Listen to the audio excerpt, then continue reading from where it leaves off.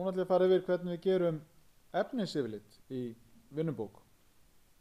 Og efnisyfirlitið er þannig að við höfum línustrikað blað og á línustrikað blaði þarf að vera spássía hérna vinstra megin og spássía hægra megin. Sum blöð koma tilbúin með spássíu og önnur blöð þarf að búa til spássíuna. Á mínu blaði þá er spássía hérna vinstra megin, engin spássía hægra megin, þannig ég þarf að búa til spássíu þar. Það sem við þurfum samt að hafa í huga áður en við gerum spássíuna er að götin á blaðinu er alltaf að vera vinstra megin. Og ef að blaðið er þannig hjá þér að það sé starra bil hérna heldur en hérna megin, að þá á starra bilið að vera uppi. Ef að blaðið er með starra bil niðri þá er blaðið á hvolfi. Þannig að við höfum blaðið hérna með meira bili hérna uppi. Og að því að hér er komin spássía, þá þarf ekki að búa hér til, en ef þú þarft að búa til spássíu, þá getur við með að við hafa 1 cm, þá getur við mælt 1 cm frá gatinu, sett strik hérna og einn strik niðri og svo skellur bara reglustikunni hérna á milli og dregur línuna. Það skiptir ekki öllu máli hvar línan er, en aðalmáli er að hún sé svona í góðri línu.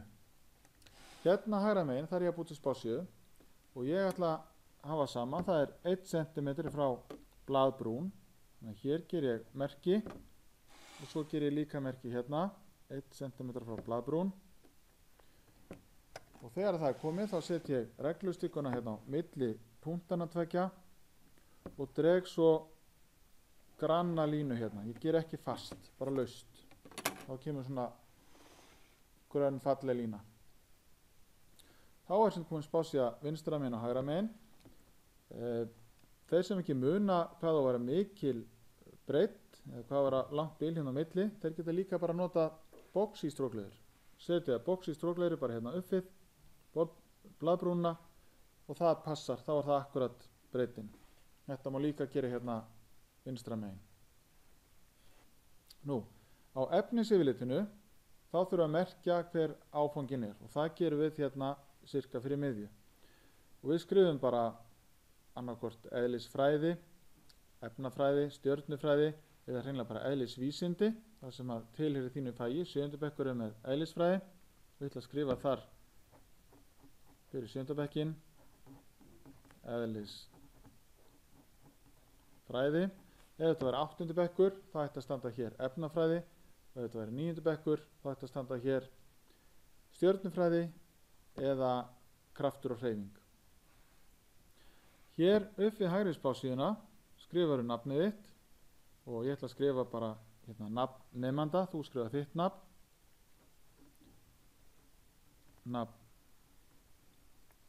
Og segja núna nemanda. Nú er ég fann að skrifa yfir spássíuna og það er bannað. Ef ég lendi þessu, þá einfallega þarf ég að stróka út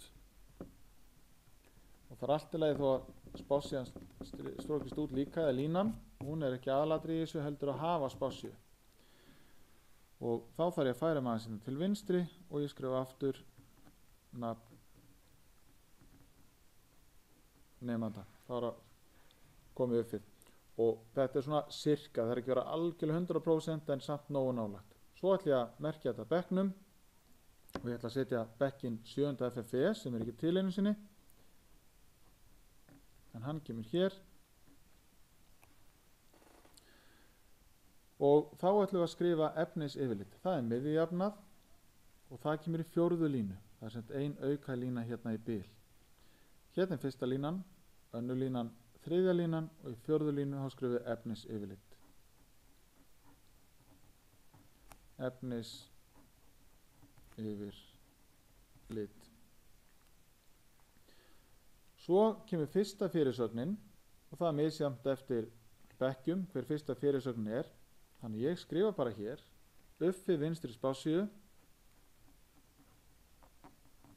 fyrsta fyrirsögn og blaðsíðutali kemur hér upp við hægri spássíu. Skrifa bara hér og ef maður er að fara að skrifa eitthvað vitlaust þá strókar maður út, þess vegna skrifa alltaf með blýanti BLS 1.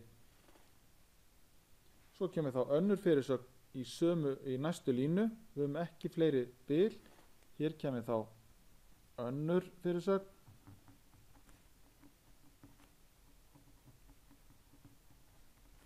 upp við vinstri spásíðu og upp við hægri spásíðu kemur þá blaðsíða 2 og þessi blaðsíðutöl þau getur verið mismunandi. Þeir sem skrifa mjög stórt þeir þurfa fleiri blöð, þannig að önnur fyrirsögnin getur gilt fyrir kannski blaðsíðu 2 og 3 og meðan einhver annar er bara með blaðsíðu 2.